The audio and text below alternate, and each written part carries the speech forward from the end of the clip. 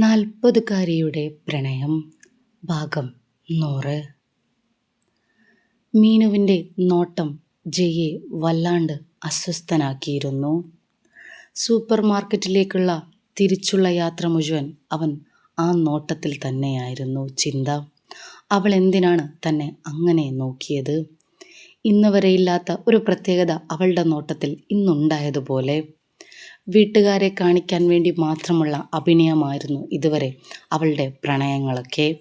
എന്നാൽ ഇന്നാരുമില്ലാത്ത സമയത്ത് അവൾ തന്നെ എന്തിനാണ് അങ്ങനെ നോക്കിയത് എന്ന ചിന്തയായിരുന്നു ജയെ അലട്ടിക്കൊണ്ടിരുന്നത്. അവളുടെ ആ നോട്ടത്തിൽ ഒരു പ്രണയമുണ്ടെന്ന് അവന് തോന്നിയിരുന്നു. ഈ ചിന്തയിലാണ് അവൻ സൂപ്പർ മാർക്കറ്റിലെത്തിയത്.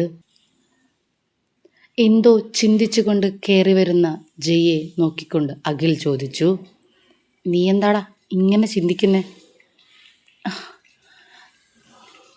എടാ ഒന്നുമില്ല. എന്തോ ചേടാ? ഞാനാകെ കൺഫ്യൂഷനായിപ്പോയടാ. കൺഫ്യൂഷനോ? എന്തിന്? എന്തോ പറ്റി? നീ ഇപ്പം എവിടെയാ പോയേ?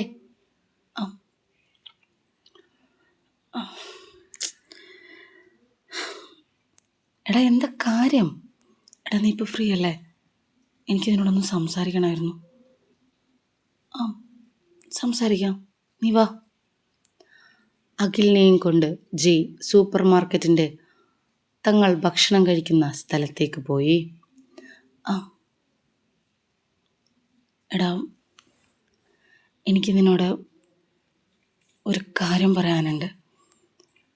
ഇത് പറയുമ്പോൾ നിനക്കത് പെട്ടെന്ന് ഉൾക്കൊള്ളാൻ പറ്റുമെന്ന് എനിക്കറിയില്ല. പക്ഷെ ഈ ഒരു അവസ്ഥയിൽ എൻ്റെ ഈ ഒരു കൺഫ്യൂഷൻ തീർക്കാൻ എനിക്കിത് ആരോടെങ്കിലും പറഞ്ഞേ പറ്റുള്ളൂ. അതുകൊണ്ടാണ് ഞാൻ നിന്നോട് പറയുന്നത്. എടാ നീ കാര്യം പറ, എന്താ? എടാ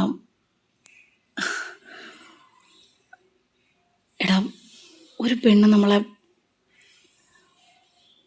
ഒരു പ്രണയത്തോടെ നോക്കുകയാണെങ്കിൽ അതിൻ്റെ അർത്ഥം അങ്ങനെ തന്നെയല്ലേ? എന്തോന്ന്? അഖിൽ ചിരിച്ചുകൊണ്ട് ചോദിച്ചു. എടാ നിനക്ക് ഇന്ന് ഇവിടെ നിന്നാണ് കിട്ടിയ പെണ്ണ്? എടാ ഇതങ്ങനെയല്ല. നിന്നെ പ്രണയത്തോടെ നോക്കുന്ന പെൺപിള്ളേർ ആദ്യത്തെ സംഭവമാണോ? എടാ ഇത് അങ്ങനെ ഒരു പെണ്ണല്ല. പിന്നെ എടാ അവളെൻ്റെ ഭാര്യയാ. എന്ത്? നീ എന്താ ഈ പറയുന്നേ? എടാ നീ ശബ്ദം ഉണ്ടാക്കല്ലേ, ഞാൻ പറയണത് മുഴുവനായിട്ട് കേൾക്ക്. എനിക്ക് മനസ്സിലായില്ല നീ എന്താ പറഞ്ഞേന്ന്. അഖിലിൻ്റെ മുഖം മാറി. എടാ ഒരു പ്രത്യേക സാഹചര്യത്തിൽ എനിക്ക് ആരോടും പറയാതെ വിവാഹം കഴിക്കേണ്ടി വന്നു. അഖിലിന് ശരിക്കും ദേഷ്യം വന്നു. നീ എന്താ തമാശ അറിയാണോ? എടാ തമാശയല്ല, ഞാൻ പറഞ്ഞ സത്യ. എനിക്ക് വിവാഹം കഴിക്കേണ്ടി വന്നു എന്നുള്ള കാര്യം സത്യമാണ്. വിവാഹം കഴിഞ്ഞിട്ട് ഏകദേശം 7 മാസം കഴിഞ്ഞു. തേജി എനിക്ക് ദേഷ്യം വരുന്നുണ്ട്. എടാ നീ എന്താ ഈ പറയുന്നേ? നിന്റെ വിവാഹം ഞാൻ അറിയാതെ നടന്നോ? എടാ ആരോടും പറയാൻ പറ്റുന്നൊരവസ്ഥയിലായിരുന്നില്ല വിവാഹം. അതുകൊണ്ട് എൻ്റെ വീട്ടുകാരല്ലാതെ, അതായത് എൻ്റെ പപ്പയും അമ്മയല്ലാതെ എൻ്റെ പെങ്ങന്മാർ പോലും എൻ്റെ കല്യാണക്കാരെ അറിഞ്ഞിട്ടില്ല. എടാ നീ കല്യാണം കഴിഞ്ഞു തന്നെയല്ലേ പറയുന്നേ? അതെടാ കല്യാണം കഴിഞ്ഞ കാര്യം തന്നെയാ പറയുന്നേ. നിനക്കെന്താ കല്യാണം എന്നൊക്കെ പറയുന്നത്? എടാ ഞാൻ പറഞ്ഞല്ലോ, ആരോടും പറയാനോ ഒന്നും പറ്റുന്നൊരവസ്ഥയായിരുന്നില്ല. അതുമാത്രമല്ല, വിവാഹം രഹസ്യമായിട്ടാവണമെന്നുള്ളത് അവളുടെ നിർബന്ധമായിരുന്നു. ആ സമയത്ത് എനിക്കും അതാണ് നല്ലതെന്ന് തോന്നി. അതുകൊണ്ട് അതുകൊണ്ടാ നിന്നോട് പോലും ഞാൻ ഇക്കാര്യം പറയാതിരുന്നത്. ജയ്, എനിക്കിതൊന്നും വിശ്വസിക്കാൻ പറ്റുന്നില്ല. എടാ, നീ എന്നോട് ഇത്രയും വലിയൊരു കാര്യം മറച്ചു വെക്കുന്നൊക്കെ പറയുന്നത് അത് നിന്റെ ജീവിതത്തിലെ എടാ ഛെ, എടാ നമ്മൾ തമ്മിലുള്ള ഫ്രണ്ട്ഷിപ്പിന് എന്ത് വിലയാടാ നീ തന്നെ? എടാ, ഞാൻ പറഞ്ഞല്ലോ, നീ ഇങ്ങനെ ഇമോഷണലായിട്ട് ചിന്തിക്കല്ലേ. വിവാഹം എന്ന് പറയുന്നത് വെറും 1 വർഷത്തേക്കായിരുന്നു. അല്ലാതെ ജീവിതകാലം മുഴുവൻ അവളെ ഭാര്യയായി സ്വീകരിച്ചുകൊണ്ടൊന്നും ആയിരുന്നില്ല. 1 വർഷത്തേക്കോ? എടാ, നീ എന്താ ഈ പറയുന്നേ? അ- അതല്ലേ ഞാൻ പറഞ്ഞത്. എടാ, നിനക്കറിയാമല്ലോ, എന്നേക്കാൾ നന്നായിട്ട് നിനക്ക് ഇക്കാര്യം അറിയില്ലേ. എൻ്റെ പപ്പയും അമ്മയും നിന്നോട് തന്നെ എത്ര തവണ പറഞ്ഞിട്ടുണ്ട് എൻ്റെ കല്യാണക്കാര്യം. നിനക്ക് ഒരു സ്വൈര്യം പോലും തന്നിട്ടില്ലല്ലോ ആ ഒരു കാര്യം പറഞ്ഞിട്ട്. അപ്പോൾ നിനക്ക് ഊഹിക്കാലോ എനിക്ക് എത്രത്തോളം ബുദ്ധിമുട്ടുണ്ടായിട്ടുണ്ടാവുമെന്ന്. വേറൊരു വഴിയില്ലാത്തപ്പോൾ വീട്ടുകാരുടെ വാ മൂടിക്കെട്ടാൻ ഞാൻ കണ്ടൊരു ഉപായം അതുമാത്രമായിരുന്നു വിവാഹം. അവളുടെ വീട്ടിലും അതുതന്നെയായിരുന്നു അവസ്ഥ. വീട്ടുകാരുടെ വാ മൂടിക്കെട്ടാൻ അവൾക്ക് വേറെ വഴിയില്ല. അങ്ങനെ രണ്ടുപേരും കൂടി ഒരുമിച്ചെടുത്തൊരു തീരുമാനമായിരുന്നു അത്. പേരിനൊരു വിവാഹം നടക്കും, 1 വർഷം കഴിഞ്ഞാൽ ഡിവോഴ്സ് നടക്കും. അപ്പോൾ രണ്ട് വീട്ടുകാർക്കും സമാധാനമാവും. പിന്നെ വിവാഹക്കാരും പറഞ്ഞ് അവർ വരില്ല എന്നൊരു ചിന്തയായിരുന്നു ആ സമയത്ത് രണ്ടുപേർക്കും. അം- അങ്ങനെ നടന്നതാ. അതുകൊണ്ട് തന്നെ അത് രഹസ്യമായിരിക്കണമെന്ന് ഞങ്ങളങ്ങ് തീരുമാനിച്ചു. കാരണം എന്തിനാ വെറുതെ പറയിപ്പിക്കാൻ വേണ്ടിയിട്ട്, 1 വർഷം കൊണ്ട് പിരിയല്ലേ എന്നൊരു ചിന്തയായിരുന്നു ആ സമയത്ത്. അം- അതുകൊണ്ടാടാ എൻ്റെ പെങ്ങന്മാരോട് പോലും ഇക്കാര്യം പറയാതിരുന്നത്. എന്തൊക്കെ പറഞ്ഞാലും ചെയ്യും, എനിക്കിത് അത്ര പെട്ടെന്നൊന്നും ഉൾക്കൊള്ളാൻ പറ്റില്ല. ഇത്രയും വലിയൊരു രഹസ്യം നീ എന്നിൽ നിന്ന് ഇത്രയും നാളെ മറച്ചു വെച്ചു എന്നൊക്കെ ചിന്തിക്കുന്നത്, നമുക്കിടയിൽ രഹസ്യങ്ങളില്ലായിരുന്നു എന്ന് വീമ്പ് പറഞ്ഞു നടന്നവരാടാ. എന്നിട്ട് നിന്റെ ജീവിതത്തിലെ ഇത്രയും വലിയൊരു കാര്യം എങ്ങനെ പറ്റിയിടാ നിനക്ക് അങ്ങനെ എന്നോട് മറച്ചു വയ്ക്കാൻ? എടാ, ഞാൻ പറഞ്ഞല്ലോടാ, എൻ്റെ അവസ്ഥ നീ ഒന്ന് മനസ്സിലാക്ക്. എടാ, ഞാൻ എങ്ങനെ നിന്നൊന്ന് പറഞ്ഞ് മനസ്സിലാക്കണ്ടേ? ഞാൻ എൻ്റെ പെങ്ങന്മാരെ പോലും അറിയിച്ചിട്ടില്ലെന്ന് പറയുമ്പോൾ നീ ഒന്ന് ആലോചിച്ച് നോക്ക്. അത്രയേ ഉള്ളൂ ആ കാര്യം. അതുകൊണ്ടാടാ അങ്ങനെ സംഭവിച്ചത്. അല്ലാതെ നിന്നോട് ഞാൻ ഇന്ന് വരെ എന്തെങ്കിലും ഒന്ന് മറച്ചു വെച്ചിട്ടുണ്ടോ? നീ ഒന്ന് ആലോചിച്ച് നോക്കടാ. കുറച്ചു നേരത്തേക്ക് അഖിൽ ഒന്നും മിണ്ടിയില്ല. അവൻ തലയിൽ കൈവച്ച് കുറച്ചു നേരം അങ്ങനെ ഇരുന്നു. അഖിലെ, പ്ലീസ് എടാ, എൻ്റെ അവസ്ഥയൊന്ന് മനസ്സിലാക്കടാ, പ്ലീസ്. എടാ, നീ അറിയാത്ത ഒരു രഹസ്യം എൻ്റെ ജീവിതത്തിലില്ല. എടാ, എന്താടാ ഒന്നും പറയാതെ? എന്തെങ്കിലും ഒന്ന് പറയടാ. ഇനി ഞാൻ എന്തു പറയാനാ? കഴിയാനുള്ളത് കഴിഞ്ഞു. പ്രത്യേകിച്ച് ഇപ്പം എന്താ പറയാൻ? എടാ, അങ്ങനെ അല്ലടാ. അല്ല, അത് വിട്. സംഭവിക്കാനുള്ളത് എന്തായാലും സംഭവിച്ചില്ലേ. ഇനിയിപ്പോൾ അത് പറഞ്ഞിട്ടൊന്നും കാര്യമില്ലല്ലോ. ഇനി ഇത് മാറാനൊന്നും പോകുന്നില്ലല്ലോ. ഇപ്പം നിനക്ക് ഇക്കാര്യം എന്നോട് പറയാൻ തോന്നിയ സാഹചര്യം എന്താ? അതുകൂടി നീ പറയേ. ഇപ്പം എന്ത് പ്രശ്നമാണ് നിനക്ക് വന്നത് ഇതിൽ? എടാ, ഇന്നവള് എന്നെ വല്ലാണ്ടൊരു നോട്ടം നോക്കി. അതിൽ ഞാൻ ആകെ കൺഫ്യൂഷനിലായിപ്പോയി. എന്ത്? നീ എന്തൊക്കെയാടാ ഈ പറയുന്നേ? മനസ്സിലായില്ല.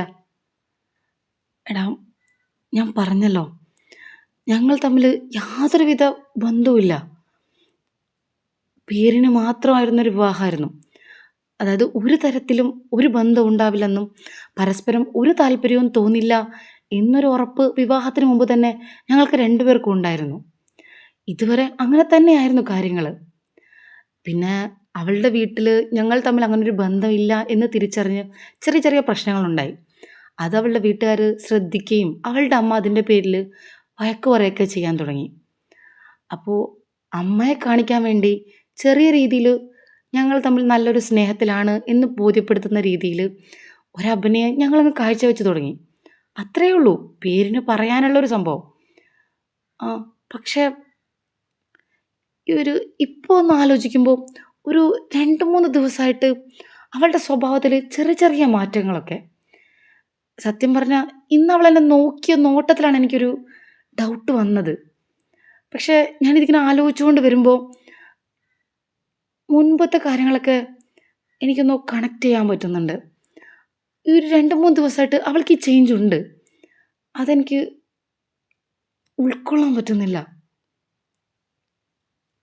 നീ ഒന്ന് മനസ്സിലാവുന്ന ഭാഷയിൽ പറയാവോ? എനിക്കൊന്നും മനസ്സിലായില്ല. അഖിൽ ജയ്യോട് ചോദിച്ചു. എടാ, അവള് അവള് കുറച്ച് എന്താ പറയണ്ടേ, അവള് കുറച്ച് സ്ട്രോങ് ആയിരുന്നു ആള്. പിന്നെ ഭയങ്കര ദേഷ്യക്കാരിയായിരുന്നു. ആം, പിന്നെ അത്യാവശ്യം അങ്ങനെ എന്ത് പിന്നെ പറയാ ഞാനതിനെ? പറയേ അങ്ങനെയല്ലടാ. അതായത് അവള് പറഞ്ഞത് മാത്രം എന്നൊരു അങ്ങനെയുള്ളൊരു സ്വഭാവമൊക്കെ ഉണ്ടാവില്ലേ? ആ അവള് പറയാ ഞാൻ അനുസരിക്കുക എന്നൊരു രീതിയായിരുന്നു ഞങ്ങളുടെ ഇതുവരെയുള്ള ഒരു ജീവിതം.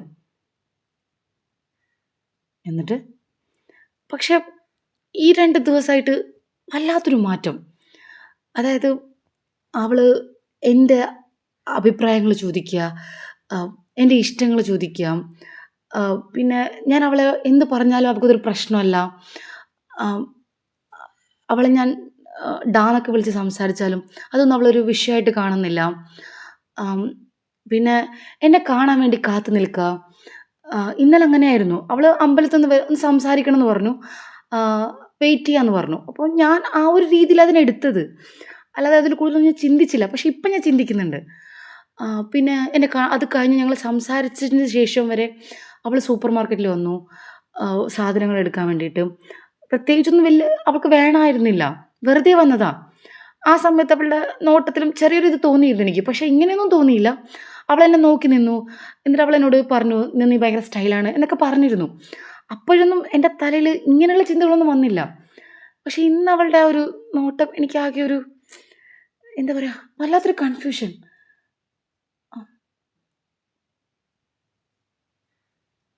എന്താ നിന്റെ കൺഫ്യൂഷൻ?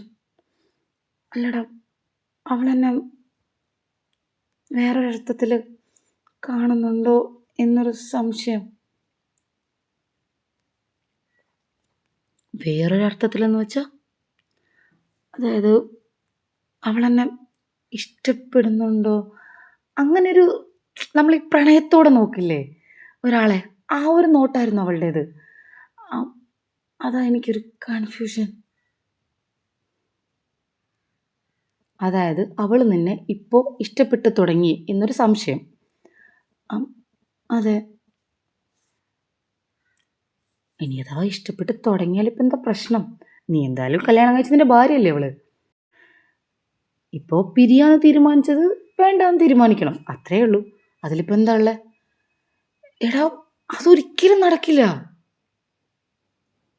അതെന്താ നടക്കാത്തെ? എടാ, ഞാനങ്ങനെ അവളെ കണ്ടിട്ട് പോലുമില്ല. എന്നെ സംബന്ധിച്ചിടത്തോളം അവളെന്ന് പറയുന്നത് പേരിന് മാത്രമുള്ളൊരു ഭാര്യയാണ്. അതിനേക്കാൾ അപ്പുറത്തേക്ക് ഞാൻ അവളെ എങ്ങനെ കണ്ടേന്ന് ചോദിച്ചാൽ ഞാൻ എൻ്റെ പെങ്ങളെ പോലെ അവളെ കണ്ടേ. പിന്നെ എൻ്റെ ഭാഗത്ത് മിസ്റ്റേക്ക് ഉണ്ടെന്ന് തോന്നുന്നു. കാരണം അവളുടെ ലൈഫിൽ നടന്ന കുറച്ച് കാര്യങ്ങൾ അവളെന്നോട് പറഞ്ഞപ്പോൾ ഞാൻ അവള് ഞാൻ മാക്സിമം അവളെ ആശ്വസിപ്പിക്കാൻ ശ്രമിച്ചിരുന്നു. അതിപ്പോൾ നിന്നോടൊരാളൊരു വിഷമം പറയുമ്പോൾ നീ ചെയ്യുന്നൊരു രീതിയില്ലേ, അതേപോലെ ഞാനും ചെയ്തത്. പക്ഷെ ഇതൊക്കെ അവള് വേറൊരർത്ഥത്തിൽ കണ്ട് കാണുമോ എന്നൊക്കെ ഇപ്പം ഞാൻ ചിന്തിക്കുന്നേ. ഞാൻ എൻ്റെ പെങ്ങളെ പോലെയാടാ അവളെ കണ്ടേ. എനിക്ക് അവളെ ഭാര്യ എന്നൊക്കെ പറയുമ്പോൾ എനിക്ക് ചിന്തിക്കാൻ പോലും പറ്റില്ല അവളെക്കുറിച്ച്. എടാ, ഭാര്യയെ പെങ്ങളെപ്പോലെ കാണുന്ന ലോകത്തിലെ ആദ്യത്തെ വ്യക്തി നീ ആയിരിക്കും. എന്തോന്നാണ് നീ പറയുന്നത്? എടാ, ഞാൻ പറഞ്ഞല്ലോ, ഞങ്ങൾ പരിചയപ്പെട്ട സമയത്ത് ഞാൻ അവളെ ചേച്ചീന്നാ വിളിച്ചേ. ചേച്ചീന്നോ? അതിൻ്റെ അർത്ഥം എന്താ? അവള് നിന്നേക്കാൾ മൂത്തതാണോ അപ്പോ? അം, അതാണോ ഇപ്പോൾ വലിയ കാര്യം? പിന്നെ അത് വലിയ കാര്യമല്ലേ? അം, അം, അത് അവക്ക് 40 വയസ്സ് പ്രായമുണ്ട്. 40 വയസ്സ് പ്രായമൊന്നോ? അം, അല്ലടാ, അതിപ്പോ വലിയ കാര്യമില്ലല്ലോ. അതിന് നീ ചിന്തിക്കുന്നതിനാ? എടാ, പേരിനാണെങ്കിൽ കല്യാണമല്ലേ നീ കഴിച്ചത്. അപ്പൊ നിന്നേക്കാൾ ഇത്രയും പ്രായമുള്ള പെണ്ണിനെ കെട്ടേണ്ട എന്താവശ്യമായിരുന്നു നിനക്ക്? നിനക്കത് വട്ടുണ്ടോ? എടാ, അത് വിട്, പ്രായമൊന്നുമല്ലല്ലോ ഇപ്പൊ പ്രശ്നം. ഉം. പിന്നെ ഞാൻ അവളെ ചേച്ചീന്നാ വിളിച്ചത്. അപ്പോ ഞങ്ങൾ തമ്മിൽ അങ്ങനെ ഒരു ബന്ധമായിരുന്നു അത്. ആ ഒരു അർത്ഥത്തിൽ തന്നെയാണ് ഞാൻ അവളെ ഇതുവരെയും കണ്ടത്. ആ ഒരു ആ ഒരു എൻ്റെ ഒരു പെങ്ങളെപ്പോലെ. ആ, അത് പിന്നെ അങ്ങനെയാണല്ലോ. നീ ലോകത്ത് പരിചയപ്പെടുന്ന സകല പെൺകുട്ടികളും നിനക്ക് പെങ്ങന്മാരാണല്ലോ. പിന്നെ പറഞ്ഞിട്ട് കാര്യമില്ല. അഖിൽ അല്പം പുച്ഛത്തോടെ പറഞ്ഞു. എടാ, നീ അങ്ങനെ പറയല്ലേടാ. പിന്നെ അല്ലാണ്ട് ഭാര്യയെ പെങ്ങളെ പോലെ കണ്ടു എന്ന് പറയുന്നത്. പക്ഷേ 40 വയസ്സൊക്കെ പ്രായമുള്ളൊരു പെണ്ണാണെങ്കിൽ നിനക്കത് എന്തായാലും വേണ്ട. എനിക്ക് അത്രേ പറയാനുള്ളൂ. എടാ, അവളുടെ പ്രായമല്ല പ്രശ്നം. ഇനിയിപ്പോൾ എന്ത് പ്രശ്നമായാലും വേണ്ട, അത്രയേ ഉള്ളൂ. എന്നാലും 40 വയസ്സ് പ്രായമുള്ളൊരു പെണ്ണിനെ നിന്റെ വീട്ടുകാരെങ്ങനെയാടാ സമ്മതിച്ചേ? എടാ, നീ എന്തിനാ അവളുടെ പ്രായം ഇങ്ങനെ പറഞ്ഞുകൊണ്ടിരിക്കുന്നേ? എനിക്ക് അവളുടെ പ്രായം പ്രശ്നമല്ല, ഞാൻ പറഞ്ഞല്ലോ. വീട്ടുകാർക്കത് പ്രശ്നമായിരുന്നില്ല. പക്ഷെ ഇത് ശരിയാവത്തില്ലെന്നാണ് ഞാൻ പറയുന്നത്.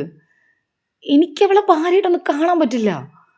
ഞാൻ അവളങ്ങനെ കണ്ടിട്ടുമില്ല, ചിന്തിച്ചിട്ടുമില്ല, എനിക്ക് കാണാനും പറ്റില്ല. പക്ഷെ അവള് എനിക്കാകെ കൺഫ്യൂഷൻ ആയല്ലോ. അല്ലടാ, വേറൊരു സംശയം. ഈ 40 വയസ്സ് വരെ അവളെന്തിനാടാ കല്യാണം കഴിക്കാൻ നിന്നത്? അവൾക്ക് എന്തായിരുന്നു പ്രശ്നം അപ്പോൾ? എടാ, അവളുടെ 2ാം കെട്ടായിരുന്നു. 2ാം കെട്ടോ? നീയോ? എടാ, അതൊന്നും കാര്യാക്കണ്ടല്ലോ. ഓഫ്, എവിടുന്ന് കിട്ടിയടാ നിനക്ക് അങ്ങനെ ഒരു പെണ്ണിനെ? നിനക്കതാ നാട്ടിൽ വേറെ പെൺപിള്ളേരില്ലേ? 2ാം കെട്ടുകാരൊക്കെ കിട്ടാൻ എന്ത് പ്രശ്നമാടാ നിനക്കുള്ളേ? നീ എന്താ അങ്ങനെയൊക്കെ ചോദിക്കുന്നത്? 2ാം കെട്ടെന്ന് പറഞ്ഞാൽ അത്ര വലിയ കാര്യമാണോ? എടാ, നിന്നെപ്പോലൊരു ചെറുപ്പക്കാരന് വല്ല ആവശ്യമുണ്ടോ ഈ കാര്യം? പെമ്പിളേര് ക്യൂ നിൽക്കുക ചെക്കനെ വളയ്ക്കാൻ, എന്നിട്ട് അവന് 2ാം കെട്ടുകാരിയാണ് കിട്ടിയത്. എന്തോന്നാടാ? എന്നാൽ നിന്റെ പപ്പയും അമ്മയ്ക്ക് ഇതൊക്കെ എങ്ങനെ സമ്മതിച്ചു? എടാ, അതൊന്നും പ്രശ്നമായിരുന്നില്ലെന്ന് ഞാൻ പറഞ്ഞല്ലോ. എന്തായാലും നീ അവളെ ഇഷ്ടപ്പെടണമെന്ന് ഞാൻ പറയില്ല. നീ ഇപ്പോൾ പറഞ്ഞത് തന്നെയാണ് ശരി. എത്രയും പെട്ടെന്ന് ഡിവോഴ്സ് വാങ്ങി പിരിയാൻ നോക്ക്, അത്രയേ ഉള്ളൂ. ഇതിൽ കൂടുതൽ ആലോചിച്ച് കൺഫ്യൂഷൻ ആവാനൊന്നുമില്ല. അല്ലടാ, അത് എന്ത്? പിന്നെ അല്ലാണ്ട് ഈ വിവാഹക്കാര്യം ആരും അറിയാതെ തന്നെ വലിയൊരു കാര്യമെന്ന് വിചാരിക്കുക. അല്ലെങ്കിൽ നിന്നെപ്പോലൊരുത്തൻ എന്തിനാ അങ്ങനെ ഒരു പെണ്ണിനെ കെട്ടുന്നത്? അതിൻ്റെ ആവശ്യം എന്താ? എന്തായാലും എത്രയും പെട്ടെന്ന് അവളോട് നോം പറഞ്ഞ് ഡിവോഴ്സ് വാങ്ങാൻ നോക്ക്. ആരും അറിയാതിരിക്കുന്നതാണ് ഏറ്റവും നല്ലത്. നീ കല്യാണം കഴിക്കാൻ തയ്യാറാണെങ്കിൽ നിനക്ക് വേണ്ടി പെമ്പിളേറെ ഞാൻ കണ്ടുപിടിച്ച് തരില്ലേ? നീ കല്യാണം കഴിക്കാൻ തയ്യാറാവാത്തോണ്ടല്ലേ ഇത്രയും നാൾ നിനക്ക് നീണ്ടുപോയത്? എടാ, ഒന്നും പറയാനില്ല ജയ്. എനിക്ക് അത്രേ നിന്നോട് പറയാനുള്ളൂ. എത്രയും പെട്ടെന്ന് അവളെ ഒഴിവാക്കാൻ നോക്ക്. എടാ, എനിക്ക് അവളെ ഒഴിവാക്കണം തന്നെയാണ്. പക്ഷെ അവളെന്താ എന്നോട് ഇങ്ങനെ? അവളെ സംബന്ധിച്ചിടത്തോളം നല്ലൊരു കാര്യമല്ലേ ഇത്? അവളുടെ പ്രായം വെച്ച്, അവളുടെ അവസ്ഥ വെച്ച് നിന്നെപ്പോലെ ഒരു ചെറുപ്പക്കാരനെ കിട്ടിയിട്ട് ഏതെങ്കിലും ഒരു പെണ്ണ് വിടുവോ? അവൾക്ക് പ്രേമം തോന്നിയതിൽ അത്ഭുതമൊന്നുമില്ല. എന്നാലും നിനക്ക് അങ്ങനെ ഒരു പെണ്ണിനെ വേണ്ട, എനിക്ക് അത്രേ പറയാനുള്ളൂ. അല്ല, 2ാം കെട്ടാന്നല്ലേ പറഞ്ഞേ? അപ്പോൾ കുട്ടിയുണ്ടോ? അതോ? അഖിൽ ചോദിച്ചു. എന്താടാ, കുട്ടിയുണ്ടോ?